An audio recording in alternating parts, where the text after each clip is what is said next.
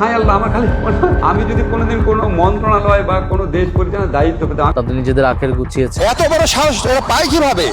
আসলেই কি দুর্নীতি করেছেন সাবেক উপদেষ্টারা? মাত্র 18 মাসের অন্তর্বর্তীকালীন শাসন শেষে ডক্টর মোহাম্মদ ইউনূসের নেতৃত্বাধীন সরকারের উপদেষ্টারা এখন বড় ধরনের আইনি ও সামাজিক চ্যালেঞ্জের মুখে। ডক্টর ইউনূস থেকে শুরু করে আসিফ নজরুল, আসিফ মাহমুদ এবং সৈয়দা রেজওয়ানা হাসানের মতো প্রভাবশালী ব্যক্তিদের বিরুদ্ধে হাজার হাজার কোটি টাকা পাচার ও দুর্নীতির সুনির্দিষ্ট অভিযোগ জমা পড়েছে দুদকে। প্রশ্ন উঠেছে, এই অভিযোগগুলো কি ক্ষমতার অপব্যবহারের করুণ চিত্র নাকি নিছক রাজনৈতিক প্রতিহিংসা? দুদকে জমা পড়া অভিযোগ অনুযায়ী দুর্নীতির অঙ্কগুলো অবিশ্বাস্য রকমের বড়।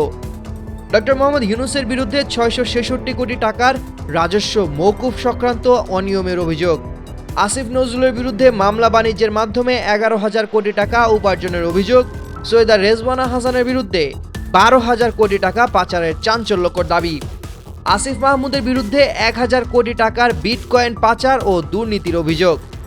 এর মধ্যে বাংলাদেশ ফাইন্যান্সিয়াল ইন্টেলিজেন্স ইউনিট বা BFIU আসিফ মাহমুদ ও সৈয়দা রেজওয়ানা হাসান সহ 4 জনের ব্যাংক হিসাব তলব করেছে। অভিযোগ ওঠার পরপরই সাবেক উপদেষ্টারা একে ভিত্তিহীন ও রাজনৈতিক চক্রান্ত বলে দাবি করেছেন। সাবেক আইন উপদেষ্টা আসিফ নজরুল যুক্তরাষ্ট্রে বাড়ি কেনার দাবিকে গাঁজাখুরি বলে চ্যালেঞ্জ ছুড়েছেন। সবচেয়ে বড় চমক দেখিয়েছেন সাবেক উপদেষ্টা আসিফ মাহমুদ। BFIUর তলবের পর তিনি নিজের ও পরিবারের ব্যাংক স্টেটমেন্ট জনসম্মুখে প্রকাশ করেন, যেখানে দেখা গেছে তার স্যালারি অ্যাকাউন্টের স্থিতি মাত্র 9,78,000 টাকা এবং তার স্ত্রীর অ্যাকাউন্টে রয়েছে মাত্র 613 টাকা। তিনি দাবি করেছেন, আসন্ন সিটি কর্পোরেশন নির্বাচনকে সামনে রেখে তাকে রাজনৈতিকভাবে কোণঠাসা করতেই এই প্রচার চালানো হচ্ছে।